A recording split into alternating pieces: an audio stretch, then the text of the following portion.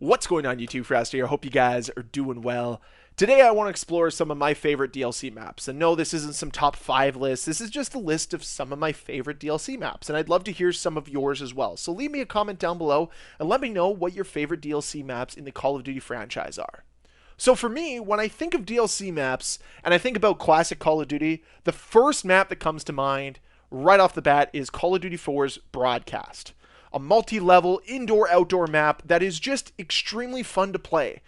This isn't your typical 3-lane map. No, Broadcast is much different than that. You have indoor-outdoor moments. You have areas to control, areas to flank. All of that culminates together to be a very diversified experience, an experience that is extremely fun. Anytime this map came up when I was playing COD 4 or Modern Warfare Remastered, I always made sure not to skip it because it was a very fun experience. I would love to see Broadcast return. I think it's a map that deserves a remaster, if I'm going to be completely honest. It's just too much fun to play, and honestly, the aesthetic of it too is quite nice. It fits Call of Duty so well, and fits COD 4 really well as well. So I'd love to see it return in some capacity, and honestly, just a great map all around. Like, COD 4 has some just banger maps, and Broadcast is definitely one of them. Another map that I really like, but what I will say is when it comes to Modern Warfare 2 maps, the color scale is very boring. A lot of beiges, a lot of grays, a lot of browns, a lot of golds. Not a lot of color popping out there. And that's the difference with Bailout. I feel that Bailout at least had a little bit of color added to it. It feels as if somebody found out that you can use the color blue or red in a map, and they do it well here with Bailout. And I feel as if this map is ripped straight from a mission in the campaign, which is one of the things I love about a lot of the maps in in Call of Duty 4, because a lot of those maps are reminiscent of missions from the actual campaign. Same goes with Bailout. I know it's not a direct mission from the campaign, but it feels as if it was heavily influenced by the campaign, and I really like that. And the color palette's better. It's a lot of fun to play on. It's not the best Call of Duty map by any means, but it's definitely a favorite of mine. It's a fun map, and honestly, I'd love to see it return. Speaking of maps that I want to see return again, Black Ops 1 Stadium. This is a DLC map that came out and right away had a ton of fanfare around it.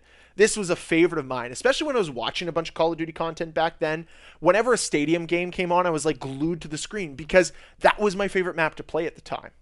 It was a perfect DLC map, and these are the maps that make you want to buy the DLC because they're fun maps to play on. You feel as if you're missing out by not playing on them. So then you go and you get those Microsoft points so then you can play the map. And that's what happened with me in Stadium. It's not the most innovative map by any means, but it's a fun map to play on. It works. It's a very good map. It's fun. I like it, and I'd love to see more of it in Call of Duty. I'd love to see it return in the next Treyarch title. I wish it was in Black Ops Cold War, but I guess it just didn't make the cut. Now, I want to shift the conversation away from maps that just play really well, like Stadium and Bailout and Broadcast, and move it to maps that are just designed really well, have a nice, unique design to them. It's almost as if the creative teams that worked on these maps were allowed to think outside the box a little. And I like that, especially in some map design. I know I talk a lot about fitting an aesthetic, fitting the theme, fitting the identity of Call of Duty. And certainly some of these maps don't fit those direct themes or those direct identities that Call of Duty claims they have. But there's just fun maps by design, and I think that that's okay to have. You can departure off of it if your core gameplay fits a certain aesthetic or identity. Where it gets a little murky is when your identity is a little bit murky itself. So let's talk about some of the best maps that Call of Duty's ever had when it comes to just an aesthetic, a look, a creativity factor. And I'm going to start this off with Splash from Black Ops 3, a map that was in a water park. And I know they did something similar with this in MW2 with Carnival, and that is also a map that I think is a very interesting design for a map. But it's a little too gray for me. Whereas Splash has those splashes of color. It feels a little bit more vibrant, feels a little less lived in. And I like that. I think the map combines really well together all of the mechanics of Black Ops 3 and what is just a very fun map. It might not be perfect. It may be a little bit boring at times. But when it comes to a concept of a map, Splash shouldn't work as good as it does. Yet it still does. And for me, it's definitely a selling feature for a map pack. When you're like, yeah, playing in an abandoned water park, it's super fun. And you know those swimming elements that you really like in Black Ops 3, they're in this map. So There's a lot to love about Splash, and I love the unique factor that it has, the creativity behind it. Speaking of creativity, though, the map that's probably the most creative endeavor from the entire Black Ops 3 timeline is Micro. This map should not work on any levels. It should not be fun to play. It should not be appealing. But it's extremely all of those things. It's fun to play. It's appealing. It's so enjoyable to look at and play. And it's a concept that is so crazy that it works. What a great map design. What a great decision by Call of Duty to implement this map into the game. Super fun map. Way different than what we'd seen in the past. And honestly, I'd like to see more of this type of map be injected into the franchise. Depart a little bit from your classic grays and yellows and golds and trade it in for these more vibrant colors that keep you coming back for more. What a great map Micro is, and I'd like to see it return as well. Now, while I'm talking about vibrant colors, while I'm talking about departing from the norm that we've seen in Call of Duty so many times, I think we have to talk about Hazard from Black Ops 1. This is one of the craziest maps that we've ever seen in Call of Duty history.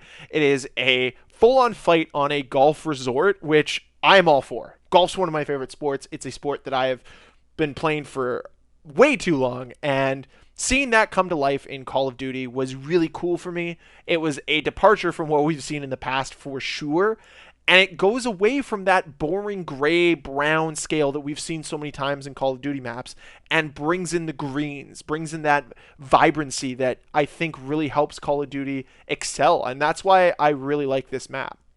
Now, again, like I said, it's not the best map. It's not the perfect map to play on, but I have a lot of memories rocking a G11 on this map and just going ham on people. And it was also great for kill streaks. So it had all that working for it, and I'm honestly a little bit hoping in the back of my mind that it returns, but I don't think it has enough fanfare to push for that return anytime soon.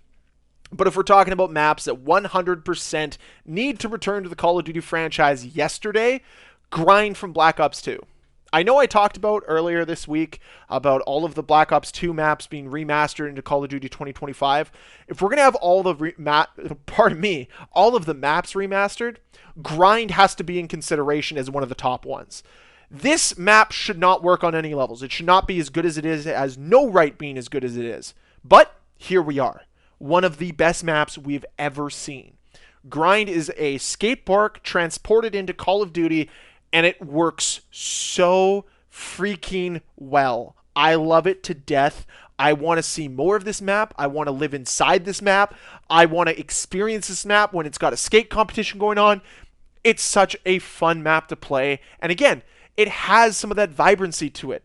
Who knew that golds and browns could look like this? But it works. It adds in some splash of color here and there, which makes it a really fun map to play on. Anytime this map showed up in the rotation for Black Ops 2, I was right there to play it.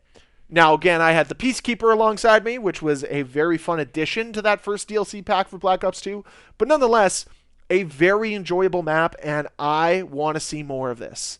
More of these types of maps. Again, you don't need to stay to that traditional broadcast bailout stadium look. You can go outside the box and make it work. Maps like Splash and Hazard and Grind all work really well. And then you can have a complete departure from everything we've ever seen with a map like Micro.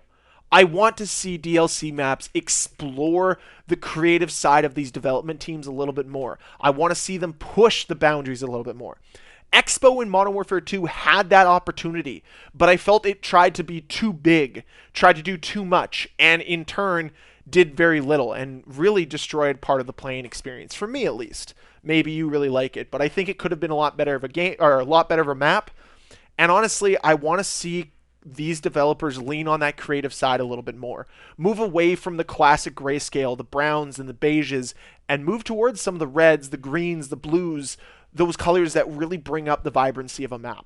But that's just my opinion. Those are just my maps. I'd love to hear from you guys what you think down below in that comment section. And as always, guys, if you enjoyed this video, please hit that like button. If you want to see more videos from me, please hit that subscribe button. I'll see you guys next time. Bye.